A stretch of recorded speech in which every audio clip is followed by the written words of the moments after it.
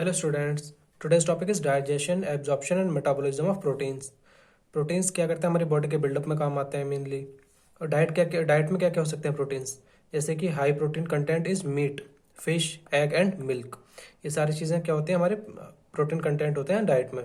Protein presents in common types of pulses, जैसे कि wheat में किस फॉर्म में होता है, ग्लूटेनिन, ग्लाइडिन क्या करते हैं, ग्लूटेन फॉर्म करते हैं। मिल्क में क्या होता है, केसिन प्रोटीन होता है, लेक्टल्ब्यूमिन होता है, एल्ब्यूमिन एंड मायोसिन होता है। मायोसिन क्या करता है, मसल्स के कॉन्ट्रैक्शन में काम करता है, मसल प्रोटीन होता है मायोसिन। एग में होते हैं एल्ब्यूमिन एंड विटेलिन। मीट में होता है कोलेजन, एल्ब्यूमिन एंड मायोसिन। अब ये बात करते हैं डाइजेशन की। प्रोटीन का डाइजेशन कैसे होता है। प्रोटीन का डाइजेशन करने के लिए होते हैं एंजाइम्स, जिसे बोलते हैं प्रोटियोलिटिक एंजाइम्स। तो उसके थ्रू क्या होता है, प्रोटीन का डाइजेशन होता है।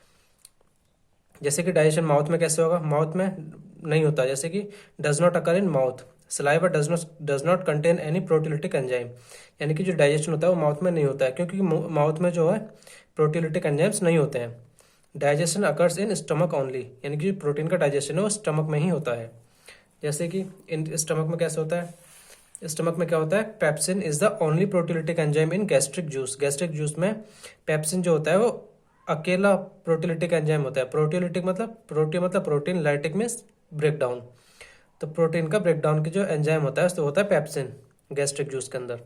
Rennin is also present in gastric juice but it is absent in human. जो रेनिन होता है वो गैस्ट्रिक जूस में प्रेजेंट तो होता है बट एब्सेंट होता है, किसमें, ह्यूमंस में प्रेजेंट नहीं होता है।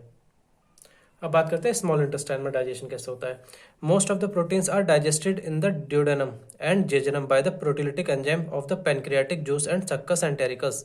जो जितने भी प्रोटीन्स होते हैं वो या तो ड्यूडेनम और जेजुनम में होते हैं डाइजेस्ट, किसके थ्रू, प्रोटियोलिटिक एंजाइम। ये तो सिंपल सी बात है, प्रोटीन है तो प्रोटियोलिटिक एंजाइम से ही उसे ब्रेक डाउन करेंगे। By the pancreatic juice and succus entericus के थ्रू होता है। अब बात करते हैं एब्जॉर्ब कैसे होता है हमारी बॉडी में। एब्जॉर्प्शन क्या होता है, absorbed in the form of amino acid from small intestine.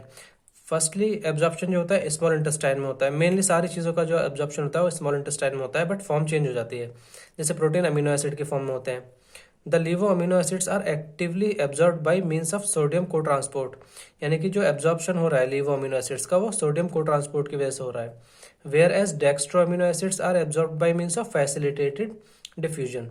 जो डेक्स्ट्रो अमीनो एसिड्स होते हैं वो फैसिलिटेटेड डिफ्यूजन की वजह से क्या हो रहा है, एब्जॉर्ब हो रहे हैं। Absorption of amino acid faster in duodenum and slower in ileum, यानी ड्यूडेनम पार्ट में अमीनो एसिड का एब्जॉर्प्शन बहुत ज़्यादा फास्ट होता है और इलियम में स्लो होता है। अब बात करते हैं मेटाबॉलिज्म की। Metabolism of amino acid generates ammonium.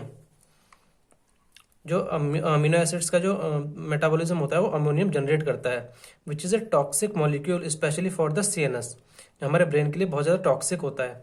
Ammonium can be metabolised in the liver for excretion into ornithine cycle. जो अमोनिया होता है मेटाबोलाइज कहाँ होता है, लिवर में होता है। जो ऑर्निथिन या फिर यूरिया साइकिल के थ्रू उसका एक्सक्रीशन होता है हमारी बॉडी से।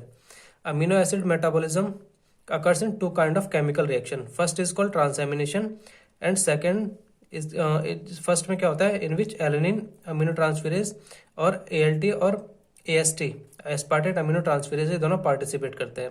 वैसे तो बायोकेमिस्ट्री का चैप्टर है, इसमें थोड़ी सी ओवरव्यू दिया है मैंने, बाकी के चैप्टर में बायोकेमिस्ट्री में समझाऊंगा। Thank you so much guys.